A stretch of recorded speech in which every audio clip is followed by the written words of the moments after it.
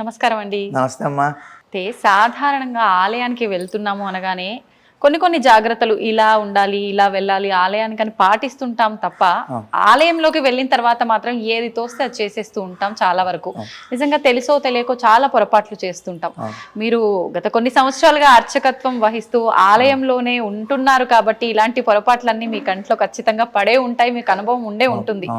ఎవరికైనా చెప్పడం జరిగిందా ఇలా చేయకూడదు అని? నిజంగా మీ మనసులో ఇవి చేస్తున్నారే, అరే ఇది తప్పు కదా, చెప్తే బాగుండు అనిపించి చెప్పకూడని విషయాలు, చెప్పక ఉండిపోయిన విషయాలు ఏమన్నా ఉన్నాయి ఆ పొరపాట్లకు సంబంధించి? చాలా ఉన్నాయమ్మా. అంటే చెప్పి చెప్పి విసుగొచ్చినవి ఉన్నాయి. విసుగొచ్చి వదిలేసారా? విసుగొచ్చి వదలలేదు కానీ నన్ను అంటే ఇప్పుడున్న ఆలయం తీసుకుంటే ఇక్కడ భక్తులు కొంతమంది నన్ను కోపంగా చూస్తూ ఉంటారు. ఎందుకంటే ఈ గురువుగారికి కోపం ఎక్కువ అనుకుంటారు. రీజన్ ఏంటి అంటే నేను ఉన్నదన్నట్టు మా అమ్మాయి చెప్తాను.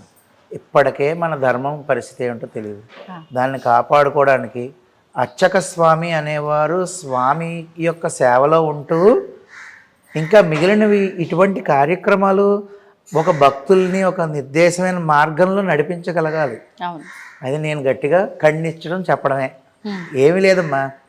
ఇప్పుడు ఆలయానికి ఒక అబ్బాయి షార్ట్ వేసుకుని వస్తాడు, అది ఎంత మహాదోషం. అది షార్ట్ వేసుకుని రాకూడదు.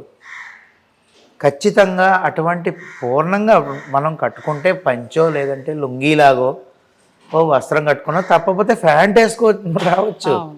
మరీ షార్ట్లు వేసుకుని బాక్సర్లు వేసుకుని రావడం ఏంటమ్మా? నేను చూశాను ఇదే ఆలయంలో. అంటే ఉదాహరణకు చెప్తున్నా, ఆడవారైతే జుట్టు వేరుబోసుకుని వస్తారు. ప్రతి ఒక్క ఆ అమ్మాయికి వాళ్ళందరికీ నేను చెప్తూనే ఉంటాను, ఖచ్చితంగా జుట్టు విరబోసుకుని రాకూడదు, ముడేసుకునే ఖచ్చితంగా రావాలి. అంతేకాకుండా ఇటువంటి కొంచెం ఇబ్బందికరమైన దుస్తులతో వచ్చిన వాళ్ళు ప్రతి ఒక్కరికి నేను ఖండించే చెప్తాను. నా బాధ ఏం లేదండి. మనం ఇప్పుడు మీరు అన్నట్టు ఆలయంకి ఏ విధంగా వెళ్ళాలో ఆ విధంగా వెళ్ళి మనం అక్కడ స్వామివారి మీద మనసు లగ్నం చేస్తే ముందు కోరికలు తీరడం పక్కన పెట్టండి, మనిషికి కావాల్సిన మనశ్శాంతి లభిస్తుంది. అంతేకాకుండా ఒక కొబ్బరికాయ కొడతారు. ఆ కొబ్బరికాయ కొట్టిన తర్వాత అది పాడయ్యిందా లేదా బాగుందా అనేది కూడా ఒకసారి చూసుకోవాలి కదా. ఇప్పుడున్న పరిస్థితి ఏంటో తెలుసా అండి, కొబ్బరికాయ కొడితే అందులోంచి నీళ్ళు వచ్చిన తర్వాత తీసుకొచ్చి పళ్ళెంలో పెట్టేస్తారు, అయిపోయింది. అక్కడ దీపారాధన చేస్తారు. దీపారాధన చేసిన తర్వాత జిడ్డు చేతులతో తీసుకొచ్చి ఇస్తారు. ఆ కొబ్బరికాయ కొట్టిన తర్వాత దానికి ఇంకా నైవేద్యానికి కూడా ఎవరు, నేను నైవేద్యం కూడా పెట్టలే, దానికి ముందు కుంకుమ బొట్లు పెట్టేస్తారు. అది కుంకుమ బొట్లు ఏ విధంగా పెడతారు? అసలు కొబ్బరికాయకి పెట్టకూడదు. ఇప్పుడు నేను కొబ్బరి పచ్చడి చేసుకోవాలనుకున్నానండి. సరే, నేను స్వామివారి మీద భక్తి కలిగిన వ్యక్తిని కాబట్టి అంటే నా గురించి ఉదాహరణ చెప్పుకోవాలి కాబట్టి చెప్తున్నాను, కానీ నేను ఇలా అని అనట్లేదు. ఆయనకి ఒకసారి నైవేద్యం పెట్టేసి నేను కొబ్బరి పచ్చడి చేసుకుని తింటాను, దోషం లేదు అందులో. కానీ ఆయనకి నేను కుంకుమ బొట్లు పెడితే అది తింటానండి, కుంకుమ అన్న ముక్క అలా కాదు. అది పూర్వం ఏంటంటే ఆ కుంకుమ ఇంటికి తీసుకెళ్ళాలి అనే ఉద్దేశంతోనూ కొంచెం దాని మీద పెట్టుకుని బొట్టు పెట్టుకుని అందరికీ గుడికి రాని వాళ్ళకి అవకాశం. ఇప్పుడు అలా కాకుండా పక్కన ఫోన్లు కవర్లు కాగితాలు ఉన్నాయి కదా, దాన్ని ఎందుకు పాడు చేయడం? పోనీ వెళ్ళేటప్పుడు తీసుకెళ్ళచ్చు కదా, ముందే బొట్లు పెట్టి స్వామికి ఎలా ఇస్తారు? ఎన్ని అంటే జరుగుతున్నాం చాలా. నేను మీరు అన్నట్టు అర్చక స్వామిగా ఉన్నాను కాబట్టి ప్రతి నిత్యం నేను చూస్తూనే ఉన్నాను. ఒక యాపిల్ పండించారు స్వామికి, ఆ కాశ్మీర ఫలం అంటారు దాన్ని, ఆ ఫలాన్ని తీసుకొచ్చి ఇచ్చారు. దాని మీద స్టిక్కర్ కూడా తీయరు, స్టిక్కర్ కూడా తీయకుండా ఫలాన్ని తీసుకొచ్చి స్వామివారికి ఇచ్చేస్తే, అదే నువ్వు తీసుకున్నప్పుడు ఏం చేస్తావు? శుభ్రంగా స్టిక్కర్ తీసుకుని కడుక్కుని తింటావు. అయితే ఇప్పుడు భగవంతుడికి సమర్పించే పండ్లన్నీ మనం కడిగి పెట్టాలా అండి? ఖచ్చితంగానమ్మా, ఆ ఫలాన్ని బట్టి ఉంటుంది. ఖచ్చితంగా ఏ ఫలమైనా సరే అమ్మా శుద్ధిగా ఇవ్వాలి అంటారు. కొన్ని ఇప్పుడు ఫర్ ఎగ్జాంపుల్ పంపర పనాస పండు ఉంది, స్వామివారికి నైవేద్యంకి ఇస్తాం. లేదా పనస పండు నైవేద్యంకి ఇచ్చారు అనుకోండి, నాకు ఇచ్చిన వాళ్ళు ఉన్నారు, కడిగి పెట్టవలసిన అవసరం ఉండదు. దాన్ని శుభ్రంగా నీళ్లు జల్లి శుద్ధి చేసి స్వామివారికి పెట్టచ్చు. ఉమ్, ఒకవేళ భక్తులు కడిగిచ్చినా మళ్ళీ మేము అర్చక స్వామిలో నీళ్లు జల్లుతాం. ఆహా. కానీ నేను అనేది ఏంటంటే ఇచ్చే పండు ఎలా ఉందో చూసుకోండి అంట. అంతకు మించి ఇంకేం కాదు. ఉమ్, అరటిపండు ఒకవేళ మనం స్వామివారికి ఇస్తే కనుక నైవేద్యంకి బయట రెడీగా ఉంటాయి, ఉమ్, రూపాయికి ఒక పండు చొప్పున అవి కొంటాం. ఉమ్. అదే నేను తినాలనుకుంటే నేను చక్కెరకేళి అరటిపండు కొనుక్కుని తింటాను. అది నాణ్యత ఎంతవరకు సమంజసం? అంతేనా కాదండి? అవునండి. అంటే ఆలయంకి వచ్చి మనం తెలిసి తెలియక ఎన్ని తప్పులు చేస్తున్నాం. నేను బాగా బాధపడిన విషయం, ఉమ్, చెప్పి చెప్పి చెప్పి విసుగొచ్చిన విషయం ఏంటంటే పుష్పాలు ఇస్తారు స్వామికి. పువ్వులు ఉమ్, ముందు అక్కడికి వెళ్ళి గరుడాల వారి దగ్గర దీపారాధన చేసేసుకుని పసుపు కుంకుమ బొట్లు పెట్టేసి ఆ పువ్వులు పాడి చేసేస్తారండి. మొదట ఉమ్, ఉమ్, మొత్తం నూనె జిడ్డు చేసేస్తారు పువ్వులన్నీ. దాన్ని తీసుకొచ్చి స్వామికి ఇస్తారు. నేను ఇలా పట్టుకోగానే నాకు జిడ్డు అంటుకున్న విషయం పక్కన పెట్టండి, ఆ జిడ్డు కలిగిన పువ్వే నేనే మీకు ఇస్తాను. ఉమ్. మీరు జిడ్డుగా ఉందని ఏం చేస్తారు? పక్కన పడేస్తారు తప్ప తీసుకుని మీరు తలలో పెట్టుకుంటారా? పెట్టుకో. అంటే మనకైతే ఒకటి, స్వామికైతే ఒకట. ఉమ్, ఎన్ని పువ్వులు ఇస్తారండి మళ్ళీ. ఆ పువ్వులన్నీ ఒకదానికి రెక్క ఉండదు, ఒకదానికి కాడు ఉండదు, ఒకటి పసుపు కుంకుమ, ఆ తర్వాత జిడ్డుతో ఉంటుంది. నా బాధ ఏంటంటే నేను మొత్తుకుని చెప్పేది, ఉమ్, పెద్దలు చెప్పిన విషయం ఏంటంటేనండి, పాడైపోయిన పుష్పాలు, అసలు సమంగా లేని పుష్పాలు ఇస్తే స్వామి పూజకి 2 దోషాలు జరుగుతాయి. ఒకటి అర్చకుడికి చిన్న దోష ఫలితం వస్తుంది పూజ చేస్తే. రెండోది అవతల ఇచ్చిన వారికి ఉన్నదన్నట్టు చెప్తున్నాను, ఉమ్, కాళ్ళు లేకుండా ఉన్న పిల్లలు, అంటే అంగవైకల్యాలతో ఉన్న పిల్లలు, ఏదో ఒక ఇబ్బందితో ఉన్న పిల్లలు, ఇలాంటివి. ఉమ్. అందుకనే స్వామికి ఇచ్చినప్పుడు తస్మాత్ జాగ్రత్త అంటారు ఓ, పెద్దలు. మిమ్మల్ని ఏం అడగలేదు ఆయన, అవును. మీరు గుడికి వచ్చారు, సంతోషం, చూశాడు ఆయన. ఉమ్, మీరు ఆయన చూడడం కాదు, ఆయన మనల్ని చూస్తాడు, ఇస్తాడు. సంతోషం. ఒక్క పువ్వండి, నా దగ్గర భక్తులు ఉన్నారు ఇక్కడ, స్వామివారి భక్తులు. ఒక పువ్వే ఉమ్, మళ్ళీ అది కవర్లో పెడితే రెక్క ఎక్కడ పాడవుతుందా అని జాగ్రత్తగా తెచ్చిస్తారు. ఉమ్, ఒకళ్ళు ఉన్నారు, ఒకే మారేడు దళం ఇంతే ఉంటుంది. ఉమ్, స్వామికి బెల్వదళార్చన ప్రియాయ నమః అనే నామం. మరి తీసుకొచ్చి ఒకే మారేడు దళం చిన్నది, అది చూస్తేనండి ముద్దొచ్చేస్తుంది మనకే, అవును. అంత అందంగా ఉంటుంది. తీసుకొచ్చి స్వామివారికి పెట్టండి అంటారు.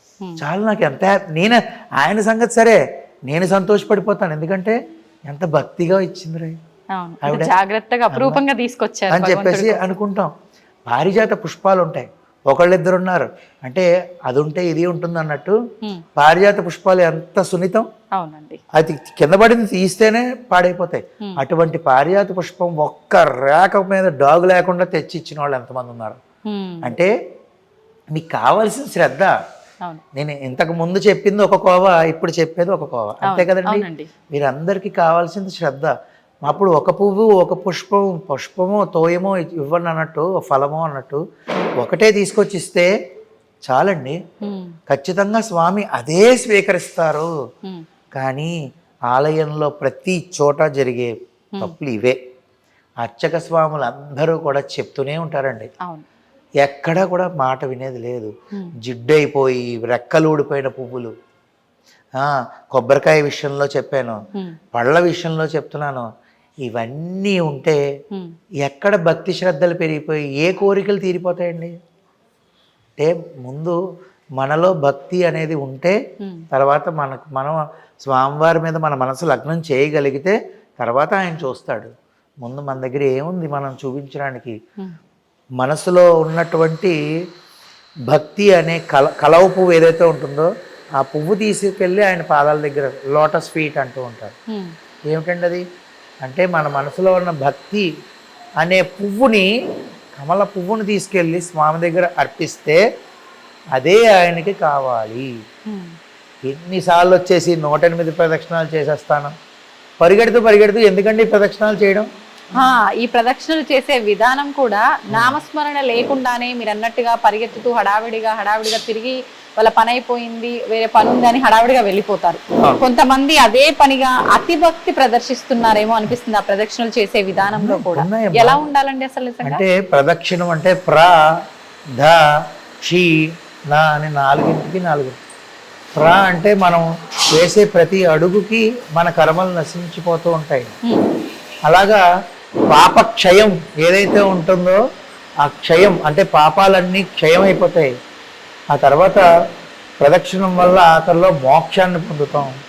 ఈ ప్రదక్షిణం అనేది చేస్తూ ఉండడం వల్ల దానికి చాలా అర్థం ఉంది. మనం అడుగులో అడుగేసుకుంటూ నెమ్మదిగా చేయాల్సిన పని లేదు, కానీ ఆచితూచి అడుగేయాలి ప్రదక్షిణ అనేది. ఫాస్ట్గా పరిగెత్తేస్తే ఉపయోగం ఏముంది చెప్పండి? అంటే చేసేనని పేరుకి తప్ప ఉపయోగం లేదు. అది కైంకర్యం కింద రాదు. ప్రదక్షిణం అనేది నెమ్మదిగా చేసుకోవాలి. భగవన్నామ స్మరణతోనే ఉండాలి. మాట్లాడుకుంటూ కబుర్లు చెప్పుకుంటూ ప్రదక్షిణం చేస్తే పనిచేయదు. నీకు సమయం అయిపోతున్నదా, ఇంకా 10 నిమిషాలే సమయం ఉందా, దానికి తగ్గట్టు చేసుకోండి. 10 నిమిషాలే సమయం ఉన్నప్పుడు విష్ణు సహస్రనామం చదివేయాలి. కనీసం విష్ణు సహస్రనామంకి ఒక ప్రశాంతంగా చేసుకోవాలంటే 28 నిమిషాలు పడుతుంది.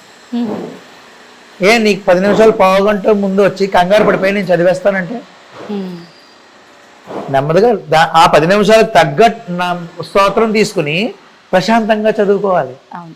ఇప్పుడు నాకు ఆలయానికి వెళ్ళాలి, ప్రతిరోజు ఆలయం దగ్గరలోనే ఉంది కాబట్టి అని ఉంది, కానీ నాకు అంత సమయం కుదరట్లేదు. నేను వెళ్ళి ప్రదక్షిణ చేయడము, కొబ్బరికాయ కొట్టడము ఇదంతా నా వల్ల కాదు. నేను వెళ్తా, ఒక 5 నిమిషాలు ప్రశాంతంగా భగవంతుని చూస్తూ కూర్చుంటా, వచ్చేస్తా తీర్థ ప్రసాదాలు తీసుకొని, అలా వెళ్ళొచ్చు అంటారా? సంతోషంగా. ఇప్పుడు మీరు అన్నట్టు ఆయన ప్రదక్షిణాలు చేయమన్నాడా, కొబ్బరికాయ కొట్టమన్నాడా, పూజ చేయమన్నాడా? మీరు ఏదైతే ఇప్పుడు అన్నారో అదే చాలండి. చాలా మంచి ప్రశ్న వేశారు. మీరు ఏమి చేయక్కర్లేదు, వెళ్ళండి, కాసేపు స్వామివారిని చూడండి, ఆయన ముఖారవిందాన్ని చూడండి. శివాలయమా, అభిషేకం జరుగుతూ ఉంటుంది, చూడండి. ఒక పక్కన కూర్చుని ఎవరికి అడ్డు లేకుండా తీర్థం తీసుకోండి, స్వామివారి పాదుకలు తీసుకోండి. ఆ తీర్థము మనకి మంచి బుద్ధిని ఇచ్చేస్తుంది. మీరు ఈ కూర్చున్న 5 నిమిషాలు ఏ ఆలయ ప్రతిష్ఠ అయినా కూడా కింద రాగి యంత్రాలోకి పెట్టి దాని మీద కొన్ని లక్షల సార్లు మూలమంత్రాన్ని జపం చేసిన జలాన్ని విడిచిపెట్టి దాన్ని స్వామివారి కింద ఉంచితే ఎలక్ట్రోమాగ్నెటిక్ వేవ్స్ అనేవి ప్రొడ్యూస్ అవ్వి మనం ప్రదక్షిణం చేస్తున్నప్పుడు అవన్నీ మన శరీరానికి పట్టి మనం కూర్చుని ఉన్నప్పుడు కూడా మంచి ఆలోచనలు ఇచ్చి ఒక మంచి మార్గాన్ని, ఒక కష్టంతో నేను వచ్చానండి ఆలయంకి, తదేక దృష్టితో మీరు భక్తి శ్రద్ధలతో స్వామిని చూసి కొంచెం మానసికంగా ప్రశాంతంగా కళ్ళు మూసుకుని ధ్యానం చేసుకుంటే స్వామి నామాన్ని, స్వామి రూపాన్ని, మీకు ఏదైతే కష్టం ఉందో తొలగిపోయే మార్గాన్ని మీరు తీసుకుని గుడిమెట్లు దిగుతారండి. ఖచ్చితంగా నేను చెప్తాను. అంటే అంత శక్తి ఏ ఆలయంలోనైనా ఉంటుంది. ఇందులోనూ కూడా మళ్ళీ చాలా రకరకాల ప్రతిష్టలు ఉంటాయి. అంటే మీకు స్వయంభూ ఉంటుంది, అంటే స్వామివారు అంతటా స్వామివారు వెలసి. ఉదాహరణకి తిరుమల తిరుపతి క్షేత్రం, శ్రీశైలం. తర్వాత దేవతా ప్రతిష్ట ఉంటుంది, అంటే దేవతలే ప్రతిష్ఠించిన. చూడండి చాలా ఆలయాల్లో ఇగోండి, ఇక్కడ భీముడు శ్రీశైలంలో చూశారనుకోండి, పంచపాండవులు ప్రతిష్ఠించారు అని చెప్పుకుంటుంది. అలాగా దేవతా ప్రతిష్ఠించిన మూర్తులు ఉంటాయి. తర్వాత ఋషి ప్రతిష్ట, అంటే ఋషులు ప్రతిష్ఠించిన మూర్తి. తర్వాత రాక్షసులు కూడా ప్రతిష్ఠించారండి, చాలా చాలా చోట్ల ఉన్నాయి. రాక్షస ప్రతిష్ఠించిన శివలింగాలు స్వామూర్తులు ఉంటాయి. అలాంటివి మనకు తెలిసిన ఫేమస్ క్షేత్రాలు ధవళేశ్వరం రాజమహేంద్రవరంలో ఉంది. ఆ తర్వాత మానవులు ప్రతిష్ఠించినవే ఇప్పుడు మనం చేసుకుంటాం. ఎందుకు ఈ వర్గాలు ఎందుకు డివైడ్ చేస్తున్నాం అంటే, స్వయంభూ లింగము, స్వయంభూ ఆలయం తిరుమల తిరుపతి దగ్గరికి వెళ్ళి ఒకసారి గోవింద అంటే కొన్ని కోట్ల రెట్ల సార్లు అన్న ఫలితం వస్తుంది. అది దేవతా ప్రతిష్ఠ దగ్గరికి వెళ్ళారు, అక్కడికి వెళ్తే మనం ఒకసారి గోవింద అంటే 1 కోటి సార్లు అన్న ఫలితం వస్తుంది. తర్వాత ఋషి ప్రతిష్ఠ దగ్గరికి వెళ్తే కొన్ని లక్షల ఫలితం వస్తుంది. అదే రాక్షస ప్రతిష్ఠ దగ్గరికి వెళ్తే 1,00,000 సార్లు అన్న ఫలితం వస్తుంది. మనం ఆఖరి మానవ ప్రతిష్ఠ దగ్గరికి వెళ్ళి మనం ఓం నమ శివాయ అన్నాం అనుకోండి, ఒకసారి అన్న ఫలితం వస్తుంది. ఎందుకు చెప్తున్నానంటారా? ఇప్పటికీ మానవ ప్రతిష్ఠిత మూర్తులు ఏవైతే ఉన్నాయో అక్కడికి వెళితే మళ్ళీ వేల లక్షల మళ్ళీ వస్తుంది. ఏది ఫలితం? ఏ విధంగా అంటారా? మనం చేతుల్లోనే ఉంది స్వామివారికి ఇవ్వాల్సిన శక్తి. మనం ఈ నియమ నిబంధనలన్నీ పాటిస్తే ఓకే ఎంత క్రమశిక్షణగా క్రమబద్ధంగా ఉండి స్వామివారికి సేవలు నిత్యం చేసుకుంటూ వచ్చిన భక్తులందరూ సంతోషంగా ఈ విధంగా ఉంటే ఆయనలో శక్తిని మనం ప్రతి ఒక్కళ్ళు మనం వచ్చి చేసే స్తోత్రాల యొక్క శక్తి అంతా ఆయనకి వస్తుంది. అప్పుడు నేను గోవింద అని ఈ గుళ్ళో ఒకసారి అన్నప్పుడు ఫస్ట్ లో ప్రతిష్ఠ అయినప్పుడు ఒకసారి ఫలితం వస్తే కొన్ని సంవత్సరాలు వచ్చే కొద్దీ కొన్ని వేల సార్లు శక్తి వస్తుంది. మన మానవ ప్రతిష్ఠ మూర్తులు ఏవైతే ఉన్నాయో మనకి మనం స్వామిని శక్తి పెంపొందింప చేయగలగాలి. అవన్నీ చెయ్యాలంటే ఖచ్చితంగా ఇలాగ కొన్ని నియమ నిబంధనలు చేస్తూ తప్పులు వహించకుండా ఉండాలి. అమ్మా నిజంగా అర్థం అవుతోంది మీరు చెప్తుంటేనే. చూస్తూ ఉంటారు పురోహితులు ఆలయాలకి వెళ్ళినప్పుడు కానీ కొంతమంది చూసి చూడనట్టుగా ఉంటారు, కొంతమంది చెబుతారు, చెబితే వినేవాళ్ళు చాలా తక్కువ ఉంటారు. ఏంటి ఎప్పుడు ఇలా కోపగించుకుంటారు, ఏం పని పాట లేదా, ఆయన పని ఆయన అనుకునే వాళ్ళే ఎక్కువగా ఉంటారు. కానీ ఈ వీడియో రూపంలో అందరికి ఒక మంచి మెసేజ్ వెళ్తుందని ఆశిస్తున్నాను. నేను ఎప్పుడు నా ఛానల్లో చెప్తాను, 10 మంది మారినా చాలా మా నాకు అంతే అంతే. మీరు అంత దూరం నుంచి వచ్చినందుకు కానీ నేను చెప్పినందుకు 10 మంది అవును అంతే. ధన్యవాదాలండి. జై శ్రీమన్నారాయణమ్మ, చాలా సంతోషం.